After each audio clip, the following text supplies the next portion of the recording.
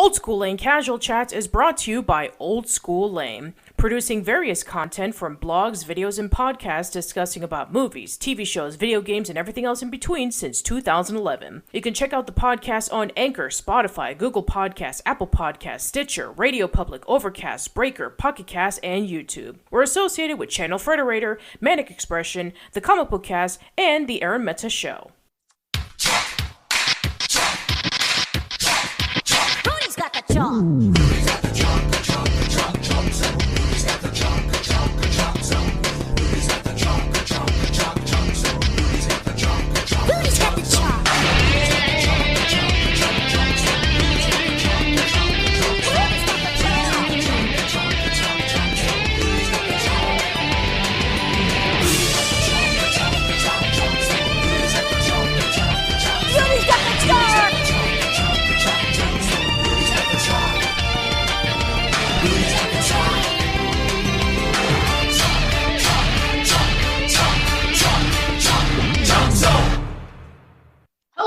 Welcome to a very special episode of Casual Chats. I am Patricia, and I am here with these three very special guests. So why don't you guys introduce yourselves? Hi, everyone. I'm Michael Hilliger. I'm an animator from rural Wisconsin, and ChalkZone is my favorite show, and that's why I'm here. Hello, my name is Rebecca. Big animation, ChalkZone fan, professional nerd. Don't know what else to describe me. Hi, my name is Espen, or Cartoonish Weeb, as some of you guys might know me out there as. I am an avid doodler, and I am a really big ChalkZone fan, have been since I was a little kid. And I'm just really happy to be a part of this. Yeah, and so today we're going to be talking about a particular Nicktoon that came out around the 2000s that's going to be celebrating its 20th anniversary. We're going to be talking about ChalkZone, created by Bill Burnett and Larry Huber. The show is about a young 10-year-old boy named Rudy Tabootie, alongside with his friends Penny Sanchez and Snap, as they explore the land of ChalkZone, and they deal with many adversaries and travel around the vast world of ChalkZone with all of its creative characters. And also, another memorable thing about the show is its song notes, which features a lot of music videos, mostly written by Bill Burnett. And including in the show are some Snap episodes, which are 7-minute segments featuring the character of Snap while Rudy and Penny are not around. And so, as usual, like what I do in my podcast discussing about TV shows, I always like to talk about characters, episodes, and what makes a show special, and how we first got introduced to it, and the legacy that it left behind. So for you guys, how did you first get introduced to ChalkZone? Well, I was born in 98, so I was the perfect age for this show when it came out, about 5 years old. It was right when I was getting into school and, getting lost when teachers are talking, drawing in notebooks and creating cartoon characters and stuff. So it was absolutely perfect for that age of kid. And I really related to the magic of the show and the amazing world. Like, I remember it's sort of in the same vein when you're a little kid and you believe in Santa Claus and it's so magical. Like, when I was little, I genuinely believed that ChalkZone was a real place. I'm sure many kids who wanted to be lost in the magic did so as well. And I really wanted to go there when I was a kid. And of course you grow out of it eventually. But when I was able to rewatch the show something 10 years later, I realized this is still a very, very good show. It has rich characters. And, even though I know better now, I would still go to ChalkZone in a heartbeat. So it's a very special show to me. So I quite honestly cannot remember how I was particularly introduced to ChalkZone. It just kind of stuck with me from my earliest memories. I felt like it just stood out compared to the rest of the Nicktoons, especially of the era. Just the art design, the music, the story even. Just everything just kind of stood out and made it different. And I fell in love with it. And I still think it holds up very well all these years later. Even to somebody new getting in, I feel like it's an easy show to get into. Well, for me, I wasn't the one who particularly found ChalkZone as a kid. I honestly was watching a lot of SpongeBob back then when I was a little kid, and I think it was either my dad or my grandpa that introduced me into the show, because they keep reminding me of this thing I used to do as a kid. Whenever the ChalkZone theme song would come on as a kid, I used to do like this cute little dance where I run around in circles, and it's nice to be reminded of that. So I was first introduced to ChalkZone when Oh Yeah Cartoons first aired, and it was featuring something like really unique compared to what all the other shorts of Oh Yeah Cartoons were featuring at the time. And so when I saw this with Rudy and Snap taking down the Cyclops with the chalk and how the world of ChalkZone was able to open up, I just thought, this is really interesting. I think that, ChalkZone would definitely be a show that would be a potential one to get picked up for an animated series, because I can see all the creativity.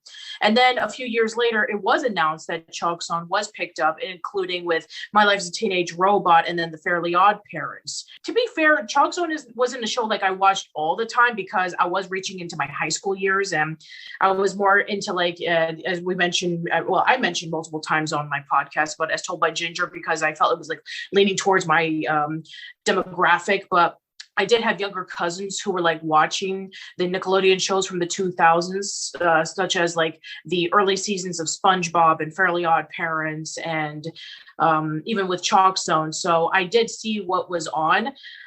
Even though that I wasn't fully invested into Nickelodeon that much, with the exception of only a handful of shows. But then I came back full force when Avatar: The Last Airbender came back into, more relevance for Nickelodeon. And then I started tuning in when I was in college.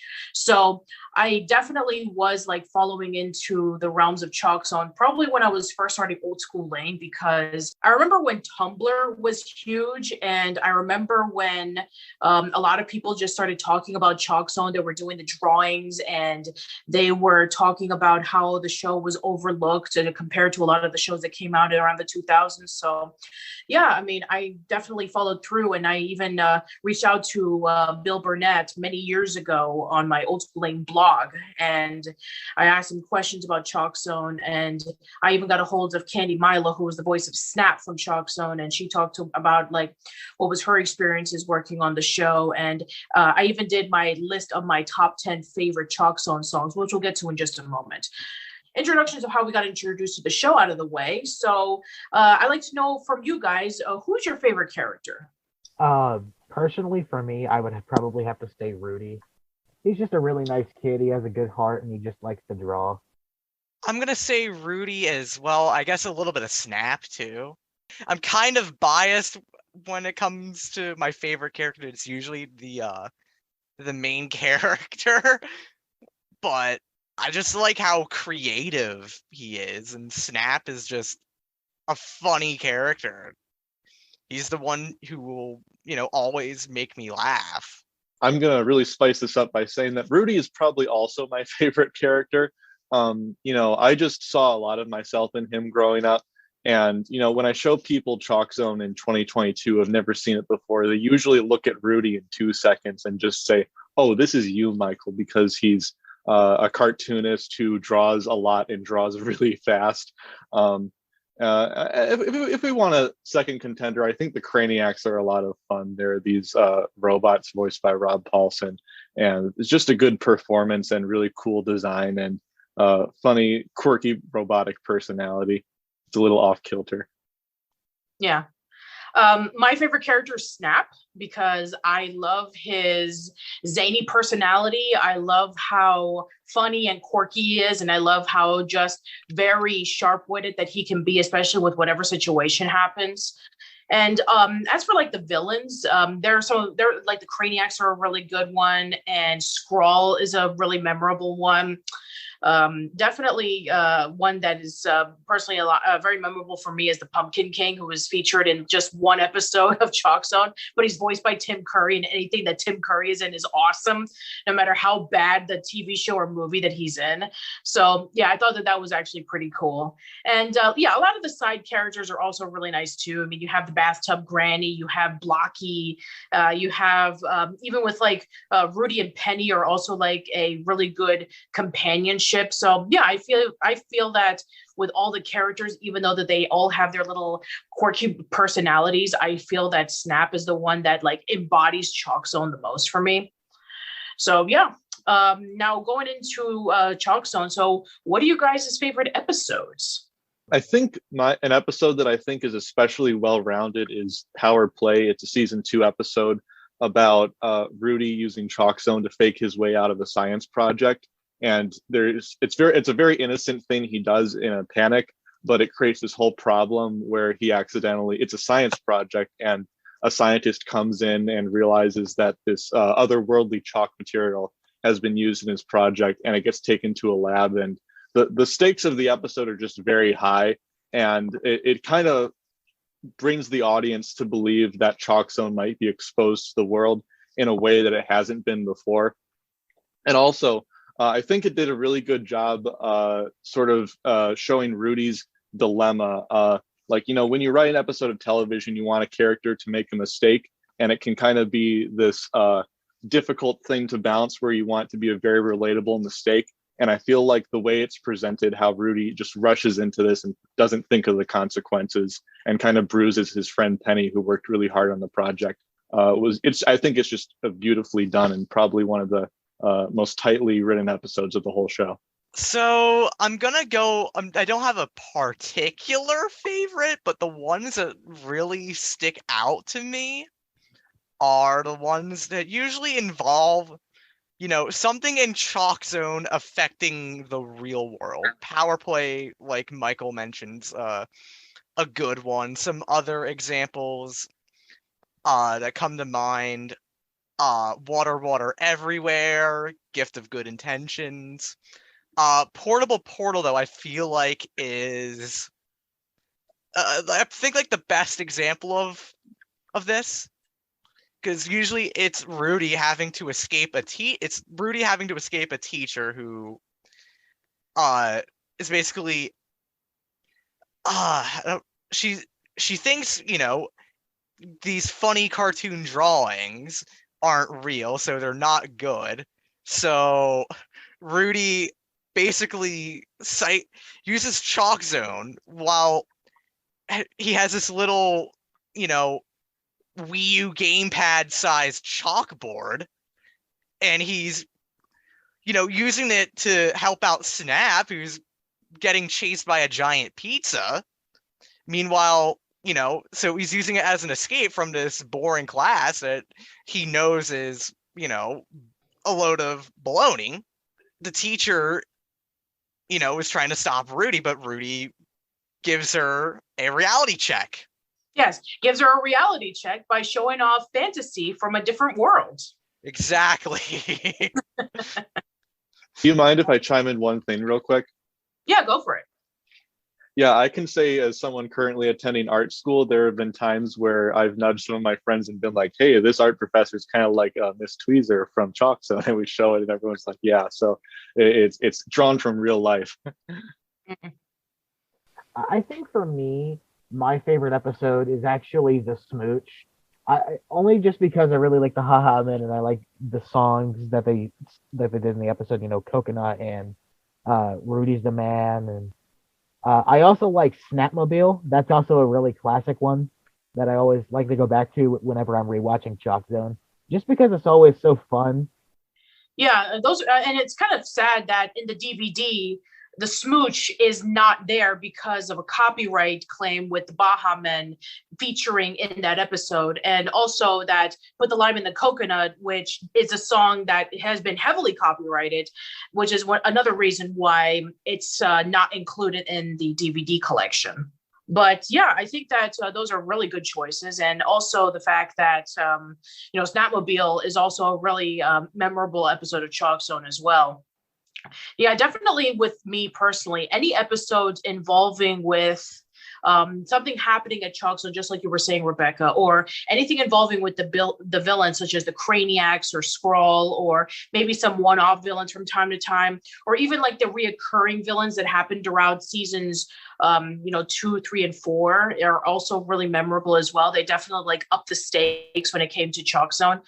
I feel that also another thing that makes the later seasons pretty unique is that they were able to play around with the formula while not just resting too much on its laurels. I mean, some people may argue that maybe it kind of affected the original charm of the show, but I've always been a contender that if something is like stagnant for a while, unless of course it's intentional, then it does kind of get tiring after a while. I mean, I've seen people who complain about like the formula is the same or it's really repetitive, so one episode you see it and then you see the rest of it, you don't even need to go back to it. So I think that what makes the show very solid is that they're able to play around with the storytelling. They're even able to have like moments where they're even able to continue with continuity, which was kind of a rarity at the time. And also what they were able to do in terms of like upping the stakes was that, we have segments in which we have like Scrawl coming back from time to time and like bringing up the intensity of trying to get revenge on Rudy, or every time that the Craniacs showed up, they're always being upgraded, or with Rudy trying to like hide his secret of ChalkZone from all his teachers. That it definitely does really play into why people are really invested into the show. And also a thing that really is interesting in ChalkZone is that even with like, episodes where something big is happening, it always just keeps its sense of fun. And I think that that's what a lot of people really enjoy about it. Yeah. So with that, favorite songs. Oh, there's so many good ones. I'm scrolling through a list real quick, just trying to see if there's anyone that like totally stands out. I think for me, my all-time favorite song has got to be "There You Are." It's just so catchy. I just love it so much. My favorite song is Golden Thumb. I really like how very enthusiastic it is, especially when things are going wrong. It's a song that whenever I'm feeling down about myself, when things are just not working out for me, I know about that. There's positivity that's right around the corner. You just need to be able to endure and you'll be able to accomplish what you are trying to do. It may not be easy to get there, but it'll happen in the end. For my favorite song, I'm with Michael. There's a lot of good ones. If I had to pick a couple, just some off the top of my head, Making Faces, Let It Blow My Way, Let's Go Wandering, Amazing River was pretty good. Insecticide's also pretty good. I think my answer would be, I believe the song's called "What's My Line," where it's about Blocky feeling like he's not unique enough because it's not a very sophisticated character design. And they sing a whole song about lines, and every single sentence in the song is some sort of pun about lines. And it goes on for like 2 minutes, and they do a really good job of keeping it fresh and keeping it clever. And I believe that's a song that Bill sings. And like if I ever worked on ChalkZone and I wanted to do any assignment, it would have been storyboarding that particular episode. Because you hear a song like that and it's just screaming to be animated, and you think of all the visual gags and creativity that could come out of that. And it's just probably, I think, ChalkZone music at its best. I smell a reanimation project. That's a good idea. I'm sure a lot of people will go crazy for it. I mean, I've seen a lot of reanimation projects done in recent years, even for something as simple as like, hey, we're going to do one based off of this particular meme from The Simpsons. And here's like 400 different versions of it. Here you go. Go nuts. I mean, there's a lot of songs of ChalkZone. I do agree with you guys that are just absolutely great. I mean, Lollipop and Rhapsody is a good one. There You Are is one of my all-time favorites. Dream a Lot of Dreams is really close with Golden Thumb in terms of like how smooth and soft it is and how just very mellow it can be, but also has like a really positive message. Greetings from Greenland is also another one of my favorites. And there's just too many to count. I mean, I did a list of my favorite songs back in my blog many years ago, and who knows, maybe I'll even think about like redoing that list at some point. You should. Yeah, that would be a lot of fun. Now, I always like to ask people when it comes to like shows that, in various opinions that probably got, overlooked or shadowed because of other things that were going on at the time. And we even know about how some of the last episodes of ChalkZone weren't aired until years later. So why, in your personal opinion, do you think that ChalkZone was shafted by Nickelodeon? I think they just didn't handle it right. If you look at the types of shows that Nickelodeon was doing, it's a perfect fit for the Nickelodeon family in that era. It's about creativity, and it's about like weirdness and like some fart jokes every now and then, but also like just some real rich characters that you can hang out with after school is over. Like, you know, and yeah, I do remember being able to tell even back in like 2003 that Nickelodeon was pushing like SpongeBob and pushing Jimmy Neutron, and like Invader Zim crept in every now and then. But I knew back then that ChalkZone was being left out of everything. It wasn't in Nickelodeon magazine. There weren't toys. There weren't DVDs or VHSs. There'd be Nickelodeon compilation video games, and they'd have every single IP except for ChalkZone. And it really burned me as a kid because it was my favorite show and it was never represented. And like when the DVD release came out over a decade later, I was like, no way, like this is not something that Nickelodeon typically does. So yeah, I think I lost momentum on my point, but I knew back then. I'm going to agree with Michael here. I just feel like Nickelodeon, whoever was in charge at the time, just really didn't know how to, I guess, push it. And I also feel like, they didn't like it for just because it isn't a yellow sponge flipping burgers. Granted, I love SpongeBob too, but I still think Nickelodeon, they don't like to give a lot of their IPs the love they deserve. And a lot of good shows, ChalkZone definitely being at the top, just get pushed by the wayside. I think too, it just wasn't, they did in my opinion, kind of a terrible job at exposing the show to people. I'm a firm believer, it's like, of the more exposure it gets, the more people are going to be a fan of this. Granted, ChalkZone at the time did have the biggest premiere in Nickelodeon's history, but it was quickly overshadowed because after that they just kind of gave up on it. Like as the years went on with ChalkZone, they just kept giving up more and more and more and more. And that's also kind of leading into what I was going to say too. Like I agree with both of you guys, Michael and Rebecca. And it's funny that you mentioned that because there's also news articles from around that time that have been posted online via like a PDF by Fred Seibert, and it shows you about press companies talking about ChalkZone, and with some of them saying some like it's on its way to becoming the next Rugrats. And for a newcomer Nicktoon at the time, that's very flattering to hear, and knowing how much success Rugrats brought to the table for Nickelodeon. Yeah, it is very interesting about how this show, which had the biggest premiere in Nickelodeon history, and people praising it, saying that it was going to be the next Rugrats because of its creativity, that it just much got shafted. And it's actually funny because, I mean, around the same time that this was like happening, in which when we got to see less and less of ChalkZone, I've been noticing that maybe around like the mid 2000s, this was happening, that the industry started changing. I also noticed when it comes to like 3D animation was becoming really big, which is why Jimmy Neutron became really popular, because 3D was a hot commodity. We need to be able to push that more. I mean, I probably still argue that Jimmy Neutron is still like the golden standard of 3D cartoons, because I mean, other than like I guess maybe like Penguins of Madagascar and Kung Fu Panda, which I guess I mean those are like adaptations, but I'm talking about like with like original stuff from Nickelodeon. But yeah, I mean, they haven't really like made a major hit since. And I guess we're still waiting for that animated series based off of Wonder Park. uh, anyway, so I mean, another thing that I've also noticed was that this was around the time when management was starting to change, when we changed from Albie Hetch over to Seema Saragami.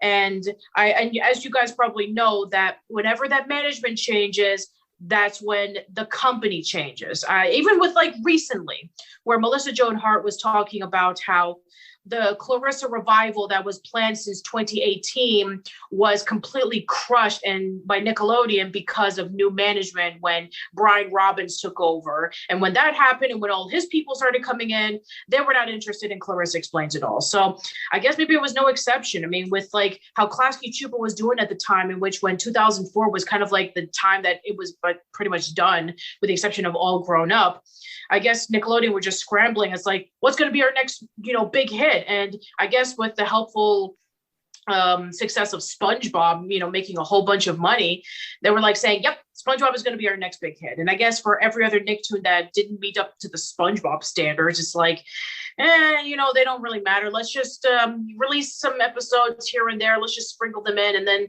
any leftover episodes, we can just wait a few years or we could just push it over to the Nicktoons network. It's fine. So, I mean, I don't think that's just a hypothetical statement of what happened to ChalkZone, but I wouldn't be surprised if maybe that's what's happened. ChalkZone's lucky, if I'm being quite honest, because the rest of the episodes, they were lucky to be aired on the main channel and not shoved to the Nicktoons channel. Very true, yeah. Especially at a time in which the Nicktoons network, you had to pay separately on a cable provider, or you had to wait until it was released on streaming services or on DVD. That's fun. But yeah, I mean, even though the ChalkZone wasn't treated very well, I mean, it was definitely one of the more luckier opportunities for it to have its episodes released on the main network. So even though it was released like a few years after that ChalkZone was airing, I mean, even though it only had like 40 episodes, it took 4 or 5 years for it to complete. That's a long time. Yeah. And also one other thing that I find really interesting about ChalkZone is that I've gone through all of the episodes and I've made a list, and apparently ChalkZone has 6 different animation studios through like the course of its 4 seasons. One animated show typically only has like one animation studio, like how SpongeBob has Rough Draft Korea along with, Fairly Odd Parents and Yeeson Studios or whatever it was called. I guess maybe they just, you definitely noticed like around seasons 3 and 4 that the animation style had changed, probably because, they were probably switching over to like newer technology to draw the cartoons. I mean, we went from having digital ink and paint going over to more of computers. So maybe that was a possibility, or maybe that due to the design change, that maybe they just needed like a different animation studio to differentiate between the human world and ChalkZone, because there's a distinct difference where the human world, it's definitely a little bit more realistic, while obviously with ChalkZone, it's much more flat dimensioned and you get to see the textures of the chalk. So maybe that's why they had to go through like different animation studios. I'm not sure. Kind of reminds me of what happened with Korra in its later seasons. Oh yeah, I remember when it went over to Studio Perriott, around the early seasons, and then the other studio that was working on like Avatar was working on other projects, like they were doing Voltron and they were doing various other cartoons that they couldn't be able to do it at the time. So yeah, I mean, it does tend to happen when a lot of animation studios, whether they're being overworked because they're working on different animation projects, or maybe the animation studio that was working of it at the time had to shut down because maybe they were running out of funds, or maybe they got bankrupted, or maybe they were purchased by another studio that shut them down. I personally don't know. I mean, that's actually, I'm sure that's an interesting question that maybe you guys will find out about. I mean, that's something that that I don't personally think has ever been revealed as to why that happened. Yeah, so yeah, I guess we can start wrapping things up. So why don't you guys talk about your upcoming event that is happening on YouTube? Yes, we are collaborating with a lot of the Chalk Zone crew, and we're just doing something special to celebrate the 20th anniversary. It'll be a lot of fun, and I believe that everybody will be in for a big treat. Awesome. So how did you guys come up with the idea for it? It's funny because I came up with the idea all the way back in January, and then I was talking with Michael on Discord. We were having a Discord call, and we were coming up with ideas that we were just throwing against the wall of how things could work. And that eventually went into further development, and I started, designing a logo, and then I sent the idea to Bill, and he was interested, and that's how things really took off from there. Yeah, well, I'm personally looking forward to the event. So yeah, I just want to leave off with two more questions right before we end. So do you want to see Chalk Zone be revived for maybe another season or for a TV movie? If so, what would you like it to be about? We could have weekly meetings to discuss that. Personally, I would like to see Chalk Zone not necessarily come back for another season or a reboot or something like that. I want to see like a Chalk Zone graphic novel where they'd be able to do a lot more like edgier stuff, like what Bill was wanting to do with the show if it went on longer than its 4 seasons. Yeah, because I remember that they didn't know exactly when they wanted to have, Chalk Zone end its run. And even with like Nickelodeon saying, oh, well, we're going to end it right here. And then they would like write various songs about like, okay, this is the end. And then Nickelodeon's like, no, you're still going on with a few more episodes. And then they, Bill had to write another song and say, okay, now this is the end. And then technically that was not. And then it kind of just like, ended in a interesting way, but I'm sure that if Bill and Larry had an idea on what the story would be, I'm sure that maybe they would be able to take it into a far different direction if it was graphic novel. I mean, we've seen various Nickelodeon shows over the years have graphic novels. I mean, the Avatar and Korra ones are definitely the more infamous ones where it can branch out into so many stories and feature multiple characters' perspectives. So that would be a pretty interesting idea to see that. Personally, I'll take what I can get as far as Chalk Zone coming back. Whether or not they go the Rugrats route and do a full show, or the Invader Zim or the Rocco route and do like a one-off TV movie and just kind of conclude everything right there and then. Personally, I feel like, if we're going to get anything, because, knowing Nickelodeon, that would probably be the best way to go as far as closing the show would be. I'm also very much in favor of the graphic idea or the graphic novel idea, like Espen mentioned. But yeah, I'm pretty much, like whatever it is, I'm in favor of it. I think now that I've had some time to think about it, the vast majority of the Chalk Zone episodes are fairly short, like 10 to 6 minutes, or 3 or 1 minute if it's a song. And it wasn't very common to get like a double length episode. Like I think there were 2 double length episodes and 1 movie. And I thought those were very, very nice. And Chalk Zone has the story engine to sustain over an hour's worth of material. So I think it would be really interesting to see a Chalk Zone movie that goes on for like well over an hour and just has really high stakes and a bunch of songs in it. I think that would be a good position for another Chalk Zone thing to exist. Mm-hmm. Yeah, I think that would be really nice to see. Like maybe we could just have like a full-blown musical where maybe Rudy, we get to see like maybe him being a little bit older, like maybe like 12 or 13 years old, and maybe he feels like he's getting too old for ChalkZone, and maybe, you know, he starts visiting there, and maybe there's like this big stake at ChalkZone that, you know, that's happening. Maybe like there's a collaboration with like all the villains from the show, like the Craniacs and Scrawl, and everybody just comes together to take down Rudy once and for all. And maybe Rudy is not showing up as much because, you know, he has his responsibilities back at home, and maybe he's trying to figure out, like, you know, what he wants to do, and maybe we'll just have like some various musical segments here and there, and then just kind of like end things off, and maybe we'll just see maybe Rudy as an adult like continuing to draw and saying that, you know, he still gets his influences from ChalkZone. So that'd be an interesting idea if we can have that happening. All right, so one final question right before we wrap things up. So now with ChalkZone celebrating its 20th anniversary, and with it out on DVD and on Paramount Plus, especially for a younger generation who are probably tuning into it, what would you say is the biggest legacy of ChalkZone?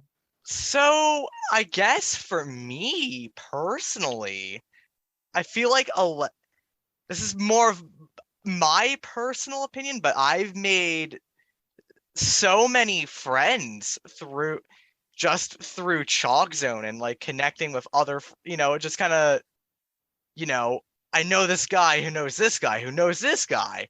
It just kind of led there and just made so many lifelong friendships, friends I've known for like a good long time now. And I kind of owe it to this old Nickelodeon cartoon of all things. Not sure if that was the legacy you wanted me to talk about, but hey, it doesn't, I mean, I think that that's a pretty good legacy. I mean, able to have like a community to talk about something that you have a similar interest in. I think that that's pretty cool. I agree. I think personally the legacy that ChalkZone leaves behind is, you know, its influence on artists, especially nowadays, because a lot of people, especially artists, keep referring back to ChalkZone, and, you know, they keep coming back and saying, "Oh, hey, that was a big inspiration for me." And then I don't know. That's just what I personally think. Yeah, I'm like, my brain is on high processing speed right now, trying to connect all the dots. But, you know, even though ChalkZone perhaps isn't the most popular television cartoon of all time, I think it's fair to say that the echoes of what it did lives on in other shows. Like I think ChalkZone can get credit for pioneering a notion of continuity. Like, not that it was the first cartoon ever to do that, but it was a big cartoon that like that was something kids would talk about on the playground. They'd be like, "Oh, there's an episode of ChalkZone where they keep referencing stuff that happened in earlier episodes," and people were talking about that as a young age as something very unusual. There's a television series that came out, I believe, in 2019, fairly recently, called 12 Forever. It was a pretty decent show, didn't last very long, but I remember watching that and thinking that this is like just ChalkZone if it were done in 2019. It had its advancements and it had its own flair, but I would not be surprised at all if the people who created that show were looking at ChalkZone for influence, because it has a parallel universe that's very trippy. It has kids being empowered and can create things in that universe, and they need to deal with the relationship of this alternate universe and their real world responsibilities. So, you know, everyone in the animation community watches and checks out every single show, and, you know, takes the ideas of things that they like and puts it into their own art. And I think everyone respects ChalkZone for what it is. I think that the creativity is, from my personal opinion, one of the biggest reasons on why ChalkZone stands the test of time. Because when we're kids, we just have this sense of imagination that we can be able to just create anything that we want, whether we draw, whether we write, whether we act, whether we sing. It just all culminates together. And I think that that's why a lot of people really gravitated to it, because it allows kids to be creative in a time in which, when we have people who are saying that being creative and being imaginative is not a good thing. It doesn't put food on the table. This show actually embraces creativity, saying, no, if you create something, something good will come out of it.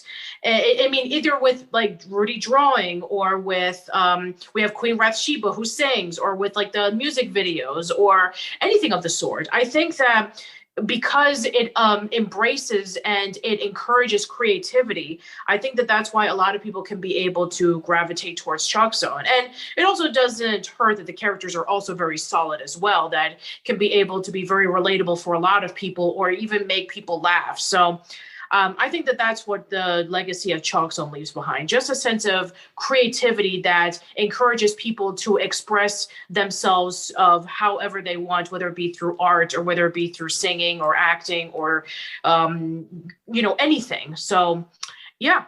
I think that that's why ChalkZone, I feel, is a very important show for you guys to check out. And as mentioned earlier, ChalkZone is available on DVD and on Paramount Plus, so I recommend that you guys check it out.